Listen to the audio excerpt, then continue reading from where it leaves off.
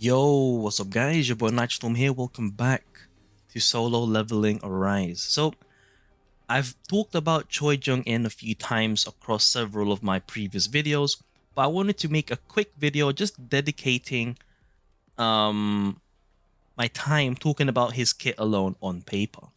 So these are his stats max. Now, the advancement, I wouldn't worry about that, right? Even though to completely max one character out, you need 9 dupes.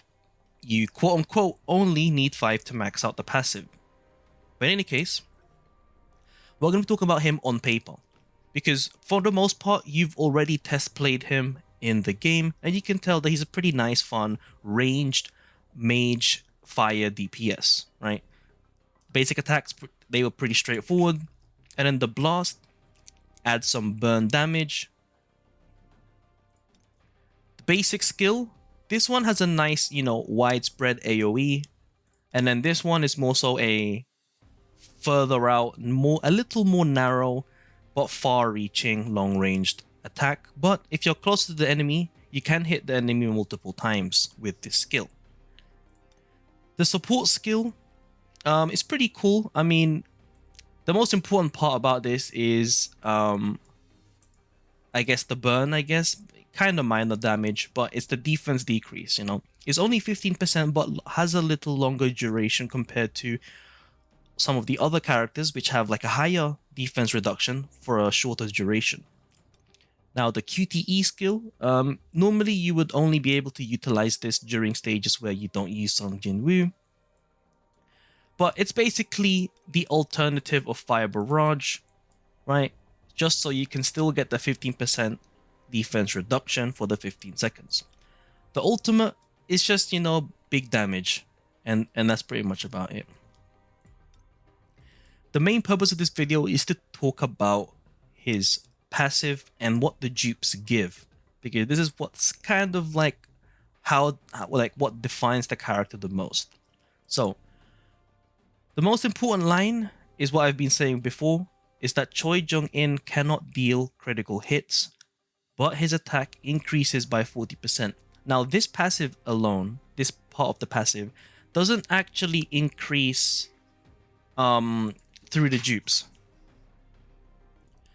Now, we do see that it increases the user attack by 8%, so I guess you can say it becomes 48% in total, but that's a very, very minor increase. I was trying to say, like, there's no significant increase from dupes, which is fine, right? But yeah, that's the one thing that I'm not really sure about when it comes to his kit, mainly because 40% increase attack and then you can't crit. I don't think that's pretty good, because for the most part, your critical hit damage starts out at 50% baseline. 50% baseline crit damage. That's 1.5x your current damage, right? 1.5x. And the attack here is only increased by 40%. That's a 1.4x. Meaning there is already a negative balance between not critting and the amount of attack increasing. And then you could say, oh, it's only like a 0.1x difference, right? But, critical hits can easily be increased as well. And then if you make it more consistent, right, the damage they're going to be dealing is technically much more than just a simple attack increase. But the only reason for this is because burn is unaffected by crit, and so having more attack will benefit the burn damage, which is, kind of fair. But in any case, the extra part of the passive is when End of Days, aka the ultimate, is used, applies the ultimate hunter effect, which is this thing here. It resets the cooldown of these two skills, and then increases his own attack and defense penetration by 12% for 15 seconds, which is cool. So, you just basically switch in, use your skills, then you switch out, and then the next time you switch in, if he's able to ult, you use it. If he's able to ult, you use your skills first, and then you ult, and then you use the skills again, and then you can switch out, right? Pretty nice. And then you can use your core attack in between for a bit of extra burn. So, main discussions, the dupe system. I'm not really a big fan of the fact that the first dupe already essentially changes his gameplay, because the increased damage, sure, that's fair. It's not necessarily game changing, but it's the second part here. This skill is changed to Mega Crater after using the ultimate if you have one dupe, which is pretty crazy. Second dupe, pretty minor, 8% increased. Third dupe, I would say relatively major, 1.5x damage boost for the ultimate.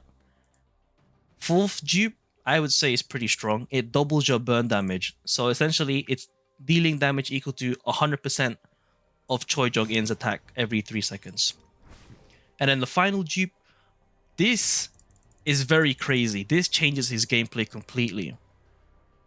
When you're tagging out, the cooldown of the ultimate is reducing 3 times quicker, and the power gauge is recovering by 0.5% every second. So this guy essentially becomes a sub DPS ult spammer, which is pretty crazy. So instead of 45 seconds, the ult comebacks in 15 seconds. Right? 15 seconds cooldown, assuming he switches out right away. But yeah. Yeah, I know. The gameplay changes completely. And compared to other characters, his gameplay is actually one of the most changing ones in terms of difference, which is pretty crazy.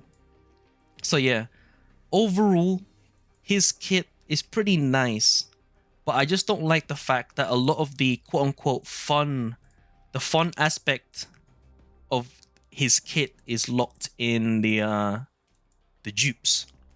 And then one more unfortunate thing is that I'm not sure how to farm dupes, considering he is a character event banner, right? I don't think he's going to be put into the standard banner, so you won't be able to pull for him after his banner ends. So you know, that's one of the reasons why, you know, kind of need to skip Choi Jong, to skip this guy, because if you're free to play, you're probably not gonna have enough pulls like I do. I mean, like, I'm not gonna have, like, I don't have enough pulls either. That's what I meant.